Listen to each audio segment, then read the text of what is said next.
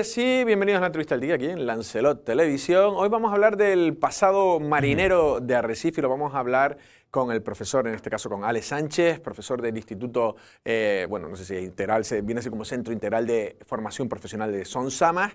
En este caso porque a raíz de una especie de programa de actividad que se llamó Salitre, tal fue el éxito, además de que ha tenido sus reels y ha corrido por las redes sociales, una especie de demostración de este pasado marinero de Arrecife que ha tenido tanto éxito que se va a reproducir en una charla, en este caso, que se va a celebrar en la Parranda de los Buches a las 7 de la tarde. Estamos hablando de mañana, si no me equivoco, mañana, que lo tenía aquí, no lo tenía apuntado. Y en este caso, Ale Sánchez nos va a explicar un poco, primero, cuál fue el éxito ese de Salitre, por qué, y un poco también, para los que no lo habían visto, los que puedan ocurrir mañana a la Parranda de los Buches a las 7, porque también luego se llama algo así como la historia marina de Arrecife y el caos urbanístico, que eso es verdad que en Arrecife es bastante particular. Sin más dilación, empezamos a hablar con Ale Sánchez. Ale, ¿qué tal? ¿Cómo estás? Hola, ¿qué tal, Andrés? ¿Todo bien? Muy bien, muy bien. Venga, vamos allá. Claro, todo esto surge, y ahora lo vas a explicar, por una actividad que surgió de una manera y que traspasa un poco las paredes del centro. Cuéntanos cómo surge, cuál era la idea y por qué tuvo tanto éxito. Sí, pues mira, en el CIP Son Samas, como centros educativos de aquí de Canarias, pertenecemos a la red Innova, que es una red que lo que hace es trabaja contenidos transversales de diferentes ejes. Uno de los ejes es patrimonio y evidentemente por el Día de Canarias era incuestionable no mencionar el eje de patrimonio por el Día de Canarias. Se nos ocurrió a los coordinadores de los diferentes ejes hablar de la cultura marinera de Arrecife y a partir de ahí surgió Salitre. ¿Qué es Salitre? Es una exposición de cultura marinera, pero no una exposición al uso donde vaya el espectador, la audiencia, el espectador vaya a leer, sino todo lo contrario, va a escuchar.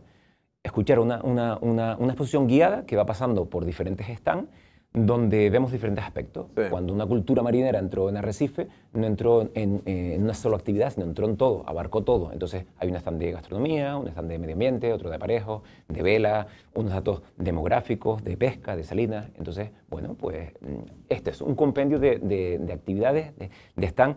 Y al mismo tiempo tuvimos que decir, llegó un momento que decir porque es que se nos iba de las manos todo lo que podía venir, todo lo que... Porque también lo era como, el éxito también fue un poco la interactividad también y la sorpresa también de los chicos de ese pasado, ¿no? Sí, y sobre todo porque cuando comentas la interactividad nos agarramos mucho a lo que llamamos en educación la interdisciplinaridad, es decir, hacer algo de forma interdisciplinar, es decir, apoyándonos en otras disciplinas. Entonces, cuando tocábamos el tema de cocina, qué mejor que el alumnado de cocina el que explicase los métodos de conservación, bien los secados, los encurtidos, las mojamas, las salazones. Entonces, claro, a mí como coordinador del proyecto, fantástico, porque me quitaba un peso, yo delegaba, y qué mejor que un alumnado de cocina, un profesorado que hace de eso.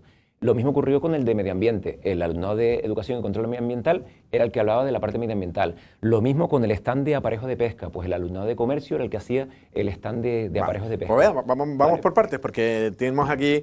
Porque claro, también lo que sí querías decir, y luego si quiere el compañero Moya en realización puede poner alguna de las fotos de esas exposiciones, de todo lo que era Salitre, para ver un poco, porque claro, tú tenías ahí hasta barquillos montados, tenías muchas cosas que a lo mejor ahora en la charla, en la Parranda de los Buches mañana, pues no lo vas a poder llevar. Claro, el tema está que desgraciadamente mañana no podemos llevar todos los soportes o los recursos que teníamos en el instituto, pero como bien dice, cuando era la parte de Vela Latina, pues la Federación Insular de Barquillos nos dejó un barquillo, entonces en vez de explicar las partes del barco, como se va a hacer mañana en la Parranda de los Buches, pues con una maqueta o con una diapositiva, pues lo hacíamos montado en un barquillo, donde se veía las partes del barco, la vela, el palo, la palanca, estribor, babor, se viraba, se trasluchaba, en fin, era mucho más enriquecedor ver el barquillo que ver una imagen. Claro que sí. Mira, vamos paso por paso porque has ido comentando bastantes cosas. Los chicos de gastronomía, los de, no sé cómo se llama, los cursos serán gastronomía o alimentación cocina. Pertenecen a la familia profesional de hostelería y turismo y concretamente al ciclo de gastronomía, cocina y gastronomía. Cocina y gastronomía.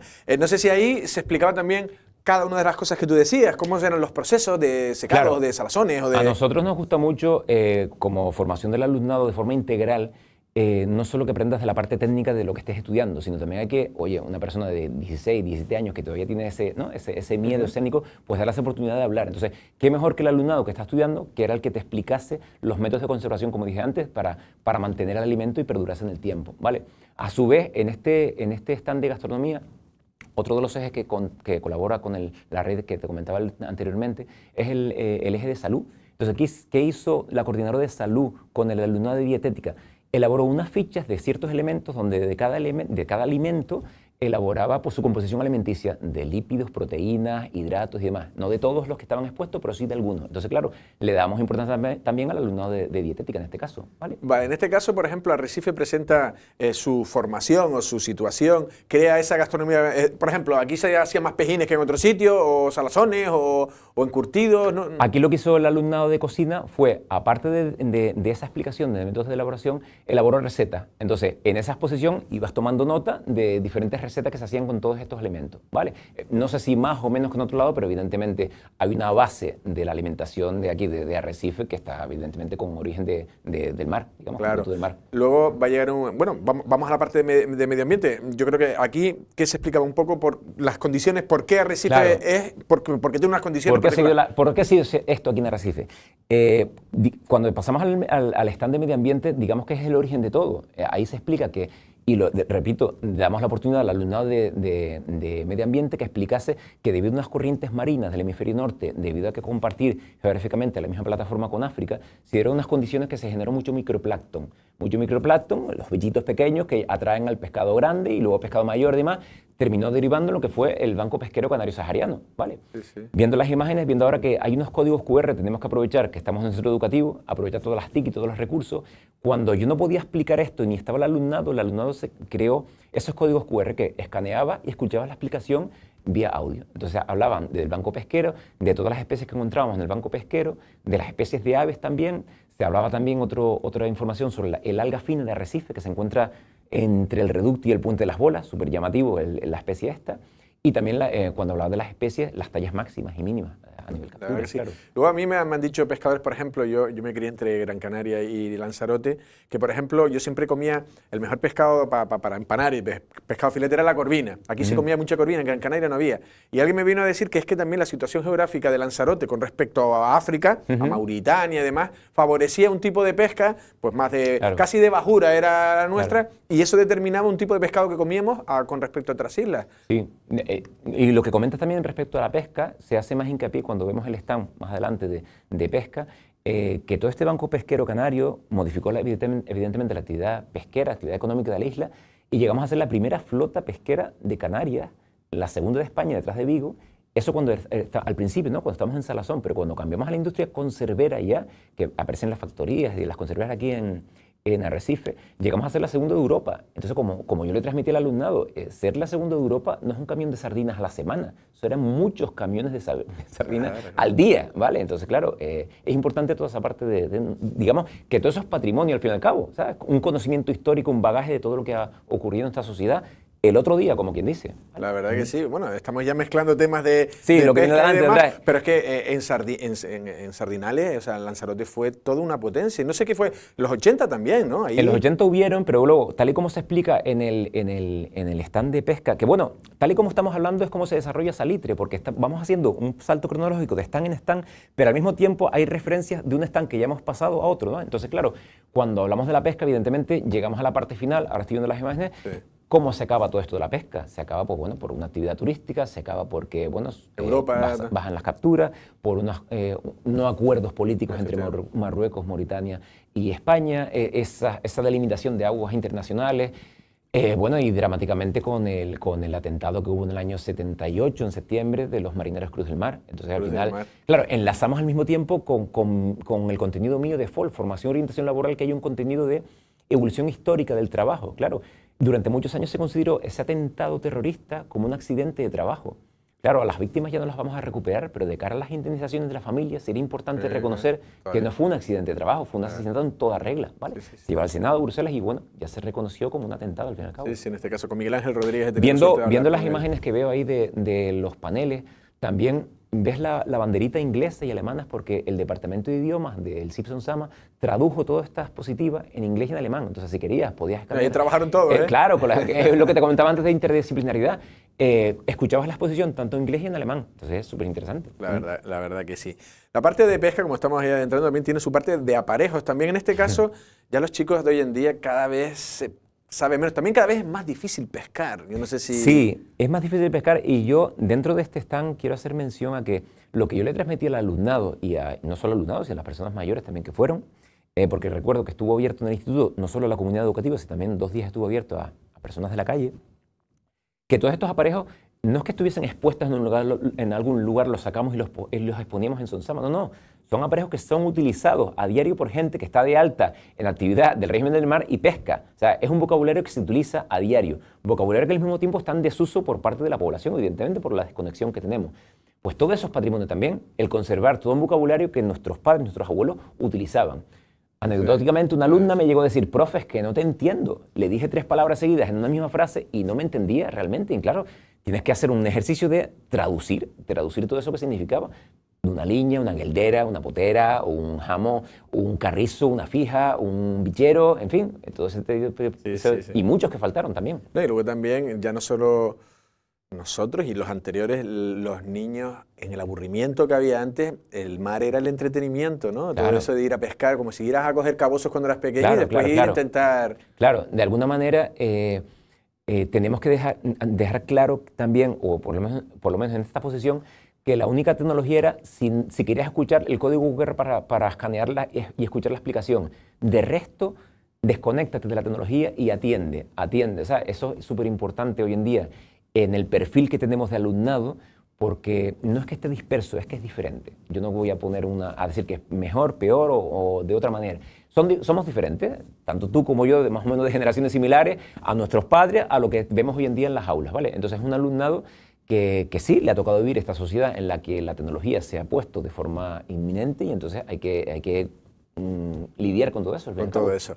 Vale, seguimos avanzando. Por ejemplo, el tema muy marinero era la vela latina, que no dejaba de ser antes. La manera, el motor eran las velas. Claro. Yo no sé si cómo interviene este hecho de su pasado marinero para que hubiera barcos, para que luego esas competiciones que surgen, claro, y luego cómo queda ya en lo estrictamente deportivo. Claro, se surge, pues, como decíamos antes, surgía todo el banco pesquero cuando era Sarjano, pero no íbamos a pescar en vela latina. Hay referencias que iban a salvajes como muelles o barquillos grandes, ¿vale? Pero íbamos a pescar en balandros, pailibot. A través de estas diapositivas se te explica lo que es un balandro, lo que es una balandra, lo que es un pailibot, ¿vale? Y luego la vela latina, como dices tú, cómo se pasaba de una actividad meramente pesquera a una actividad deportiva. Desde 1904 hay referencias ya en el Diario de Las Palmas de competiciones de barquillos que había y cómo derivamos a las actuales competiciones que conocemos actualmente bueno, digamos en Lanzarote, en Fuerteventura y en La Graciosa. Porque también hacemos un guiño a lo que es el bote de Gran Canaria, que es de vela latina, pero la estructura de la embarcación es diferente. ¿Tú qué sabes de vela? ¿Por qué solo hace ceñida el bote? Porque digamos que el bote, al tener una superficie bélica mucho mayor, es mucho más inestable en rumbos abiertos. Entonces, claro, las pegas que conocen ellos, las regatas, las pegas que llaman ellos en Gran Canaria, suelen ser, de lo que es la central eléctrica de Gran Canaria. Cuando vas del aeropuerto y vas a entrar en la capital, esa torreón de luz que hay, pues lo hacen desde esa central hacia la capital, en rumbos, digamos, de ceñida, donde está el viento predominante norte-noreste. Y la gente lo sigue, ¿verdad? Y la gente lo sigue por toda la avenida, ¿vale? Por toda la avenida. El barquillo es más pequeño, una superficie bélica más pequeña, pero es más versátil. Puede navegar en los 3 rumbos, digamos, en ceñida contra el viento, en largo, perpendicular y en empopada, ¿vale? Bueno, tú, no sé si lo conocen, en este caso habla como profesor, pero Ale Sánchez fue un gran navegante, un buen navegante, lo recuerdo yo porque yo hice crónicas deportivas y estaba siempre entre... Es que lo bueno de esto es que hay parte de la exposición que no me tuve que preparar, sino que directamente la tiene uno y la expone. Entonces cuando la expones de esta manera, digamos, natural, innata, captas, yo creo que más la atención de la audiencia. Entonces es como que no me tuve que preparar un libro de vela latina para hablar de las partes del barquillo, sino que salen. Eso lo demás. Yo siempre digo, lo decíamos antes, las cosas con amor o con pasión, las cuentas mucho mejor. En el tema de la vela latina, ¿quiénes eran los mejores navegantes? Porque claro, estamos hablando a lo mejor de Arrecife, pero la Tiñosa tenía su parte también, los de Playa Blanca, no sé si la Graciosa también tenía... Ahora mismo se está navegando en Lanzarote, en Playa Blanca, en Arrecife. En La Graciosa se está navegando lo que es en Caleta del Cebo, se está navegando en Fuerteventura, en Puerto Rosario y lo que es Puerto Rosario y Corralejo, perdón. Y también se está navegando incluso en La Palma, ¿vale? En Santa Cruz de La Palma se está navegando. Sí, los campeonatos, eso... Sí. Las ligas propias de cada lugar y luego una liga a nivel autonómico. Vale, un poco en la morfología, porque vamos a terminar luego, hay que repetir que todo esto es un gancho, es un cebo para que vayan mañana a la parranda de los Buches, ahí en Argana, al lado del bar La Tanganilla, a las 7 de la tarde, donde acabaremos un poco y el caos urbanístico, porque yo no sé si eso lo comentas en Salitres. Sí, también se comenta, porque cuando llegamos al stand de pesca, eso provocó un crecimiento de la ciudad, por la gente que venía a trabajar en la industria de la pesca en Arrecife, Las Salinas lo mismo. Entonces eso provocó que la ciudad creciera. ¿Crecieran dónde? Sobre todo en los barrios de La Vega, Altavista, Titerroy y Valterra. Hay imágenes antiguas de Valterra, lo que era Valterra. Valterra era separado, o sea, del Morro La Elvira a Valterra habían llanos. O sea, lo que era el lomo era lo mínimo, ¿vale? El Morro La Elvira es en el charco, ¿no? Sí, correcto. Titerroy lo mismo. Titerroy estaba, para que veas, lo que era la estación de guaguas y la escuela de idiomas, lo que era el Morro Angelito, estaba separado de Titerroy. Separado. Titerroy era más arriba, era la parte, barriada, la barriada que fue construida por lo que eran los bloques de... No eran viviendas de protección oficial, pero eran viviendas sociales. Para todo aquel que estuviera en régimen del mar, pues daban unas ayudas. Recordemos los marinos de Valterra, la barriada del Carmen en La Vega también, lo que sería la Casa del Mar, que luego lo que terminó siendo la Casa del Mar, que fue el Hospital Nuestra Señora de los Volcanes, pues también. Claro. Todo eso fue a través del Instituto Social de la Marina, en aquellos años, ¿vale? Sí, sí. Años 50, 60 y 70 fue un boom. Eso provocó, pues, que se dieran licencias de obra sin que hubiesen calles, o sea, tal cual, sacados del Archivo Histórico de Arrecife. Es decir, construyes aquí, aquí, aquí, en la calle A, B y C, y ya le pondremos nombre a la calle. O sea, había un problema de vivienda. Y no es que lo diga yo, es que lo recoge un notario en una escritura de obra nueva donde menciona el notorio problema que hay en la capital lanzaroteña de vivienda en el año 48. Fíjate, pasan los años, año 2024, y volvemos a tener un problema de la vivienda. No por el mismo motivo, pero mira, qué curioso, ¿no? Pero entonces vamos a hacer la comparación, porque una de las cuestiones es que, bueno, el crecimiento hotelero, turístico, al vacacional, y eso ha demandado más trabajadores y a su vez más vivienda. Pero ese era también un poco el problema que había. O sea, claro, crecía sobre todo las fábricas pesqueras y todo eso, y se demandaba trabajadores, y esas viviendas, por eso creció de aquella manera. Creció de aquella manera, evidentemente la ciudad creció en otros barrios, pero principalmente en esos barrios. Date cuenta que no es solo crecer para vivienda, hay que crecer con un servicio. Es decir, claro. Todas esas casas son con familias claro, que requieren de una dotación en educación, claro, en sanidad, en carretera. Entonces, claro, digamos que a dónde vamos ahora es a lo mismo que pasó en el año 50, 60, ¿vale? Ese boom. Por eso ese caos. ¿Vale? Me decías que no te gusta, que algún alumno te lo ha dicho, dice que Arrecife es una ciudad fea.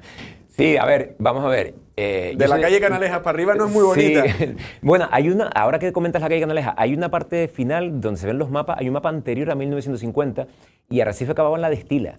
Claro, cuando hablas con el alumnado, le dices que el cementerio estaba donde está la Casa Amarilla ahora, lo que es el Cabildo, donde el campo de fútbol estaba en La Vega, donde el barrio de Las Salinas se llama Las Salinas, no porque se llama Las Salinas, sino porque había unas salinas tal cual. Claro. Y cuando superponemos los mapas y vemos que las salinas del barrio de Las Salinas llegaban casi hasta la rotonda de los juzgados, es llamativo. Dices tú, es que, oye, que no era 3 montañitas de sal en la orilla de la marea, no, es que era un espacio importante, ¿vale? Claro. Entonces, bueno, pues todo esto hace que resituar al alumnado en un Arrecife, que es que para mí lo llamativo es que fue el otro día. Es que fue el otro día y el cambio ha sido brutal en los últimos 30, 40 años. Sí, hay imágenes que se ve todo eso. Además, a mí me hace gracia, mi padre, que es un poco mayor que mi madre, 7 años mayor, padre debe tener unos 85 por ahí, siempre cuando se quería meter con mi madre decía, pero ¿tú qué me vas a decir si tú eres de la Destila? ¿Sabes? Como diciendo, de las afueras. Tú eres de las afueras, ¿sabes? Y en verdad, mira tú, eso es antes del reducto, claro, es aquí, claro, al lado del Arrecife Gran Hotel. Otra cosa, lo que se han olvidado los alumnos es de cómo olía Arrecife, y eso sí que lo olimos nosotros. Sí, claro, cuando se ve la parte de las salinas y la parte de las conserveras, hay un mapa que se ubica en las salinas del Lanzarote, ¿vale? Excepto las de Arrecife, porque las de Arrecife espero a llegar a la parte esta demográfica, y entonces se ubica, tal y como vemos en las imágenes, tanto las salinas como las conserveras.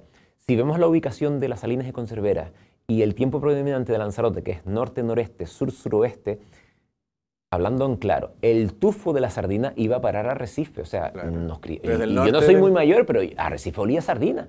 Olía sardinas, y luego hay imágenes ahí que se ven donde los camiones cargados de sardinas que iban chorreando sangrasa y grasa del pescado, al fin y al cabo, iba goteando hasta llegar a la conservera. Arrecife olía sardina, Arrecife estaba con y también mosca, las fábricas, ¿no era? También es harina de pescado o algo. Esos procesos daban olor. En los barrios de Valterra se vivía al son de las sirenas de las conserveras. Las sirenas sonaban y las conserveras, las señoras entraban y salían.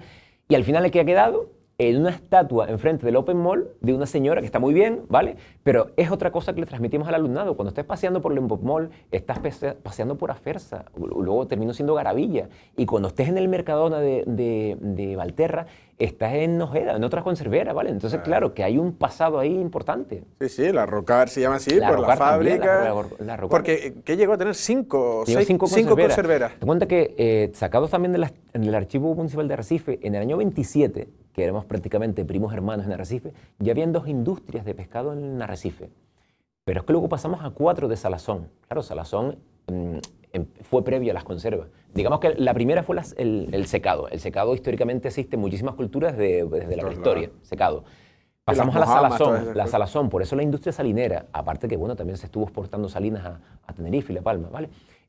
Todo eso decae con el turismo y sobre todo las salinas empiezan a decaer cuando se cambia de método de conservación. Pasamos de la salazón, pasamos a las conservas. Claro, las conservas hizo proliferar todas las conserveras de Recife, las 5 que se conocen. Luego llegó la última, Frigorce, que ya tenía un tren de frío, ¿vale? Entonces era la más moderna, digamos, para acabar en los años finales de los 70 con todo el decaimiento de la industria de la pesca, ¿vale? La verdad que sí, ahí sí que, y luego Lanzarote ya del salto turístico. Y el salto turístico. Claro, otra reflexión importante que veíamos en Salitre con el alumnado, claro, cuando le preguntaba de qué depende y todo el alumnado dice, depende del turismo. Y yo intento ser bastante tiquismiqui en este sentido, ¿vale? Sí, evidentemente, dependemos del turismo, es maravilloso depender del turismo, una actividad de servicios, pero no nos olvidemos que el turismo se nutre de unos recursos naturales ambientales, llámese paisaje, llámese agricultura, llámese pesca. O sea, el turismo viene aquí por unos recursos que hay que preservar. A partir de ahí viene el turismo. Si nos cargamos los recursos, no viene el turismo, ¿vale? Claro. Es la reflexión que hago desde mi humilde opinión, ¿vale? Pues la verdad que sí, la verdad que es muy interesante y la verdad que lo explicas con mucha pasión.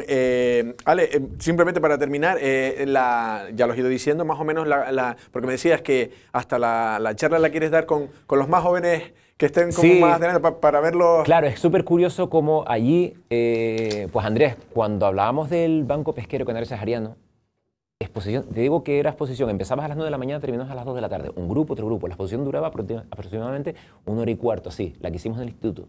Me llamó muchísimo la atención que de toda la semana de exposiciones, 3 alumnas habían oído hablar del Banco Pesquero Canario Sahariano, cosa que los que somos de mi quinta mayores, eso lo llevábamos en vena, Banco Pesquero Canario Sahariano. Entonces, claro, es inevitable, o sea, no se les ha explicado a este alumno de ahora lo que es el Banco Pesquero, de dónde venimos, de que no vivíamos solo del turismo, sino vivíamos de otras actividades del sector primario hasta el otro día. Entonces, claro, eso es algo que yo quiero transmitir también, no solo en la conferencia de mañana, sino se le transmitió al alumnado en estos días. Desgraciadamente no vamos a tener los recursos que teníamos en el instituto por cuestiones de infraestructura, no podemos subir un barquillo a una primera planta, pero bueno, a través de exposiciones con estas presentaciones haremos lo que podamos. De todas maneras también, y ya terminando, también aquí lo importante de cuando, por ejemplo, esos carpinteros de Rivera, y la importancia también de que haya ayudas, de que se les contrate, ¿no? que haya barcos, que haya competición, que así no se perderán las antiguas formas de... Ese era uno de los aspectos que, al igual que otros más, que llegó un domingo en casa que tuve que decir, Alex, para, porque no me da la cabeza, porque, como decía antes, cuando entra una cultura entran muchísimos aspectos. Otro aspecto era todas las profesiones que están en desuso, ¿vale? Mi bisabuelo fue carpintero, mi abuelo fue calafate, entonces, a partir de ahí, podría surgir toda la parte conectada, a su vez, a lo que me dedico, que es profesor de FOL, de una evolución histórica de la parte laboral, ¿vale? Todas esas profesiones que están en desuso, pues carpintero, calafate, todo lo que tenga que ver con el tema del mar.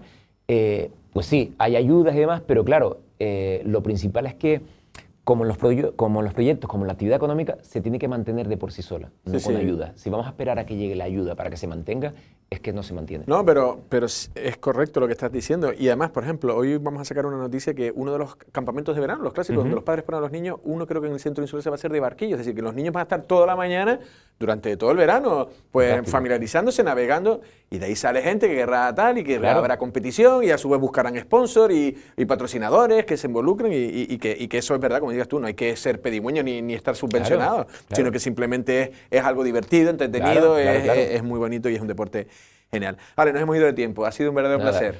Pues nada, gracias a ustedes por dar la oportunidad de difundir el proyecto. Gracias a ti, gracias, Ale. Saludos. Bueno, ya han escuchado, en este caso hemos hablado con Ale Sánchez, con el profesor Ale Sánchez, que bueno, ha comentado todo ese éxito, ¿no?, de la actividad Salitre, que bueno, se ha plasmado y al final traspasa las paredes del Sonsamas, del centro de FP de Sonsamas, que fue donde fue esa actividad. Y bueno, pues ya lo saben, quien esté escuchando y viendo esta entrevista, hoy jueves, pues mañana a las 7 en la Parranda de los Buches, ahí en Argana, pues se va a ofrecer un poco una condensación de ese programa Salitre en una charla en la que va a protagonizar Ali, y yo creo que ha sido, bueno, pues tan entretenido como han podido escuchar si han visto la entrevista. Y por otro lado, quiero felicitar a todos los que nos siguen, porque son muchos años los que siguen la entrevista del día y nunca la oí. También en este caso, en especial, a Manolo de Playa Honda, que seguro que nos está viendo, y quiero dar un abrazo y todo nuestro apoyo. Nosotros sin más nos despedimos. Pasen una feliz tarde.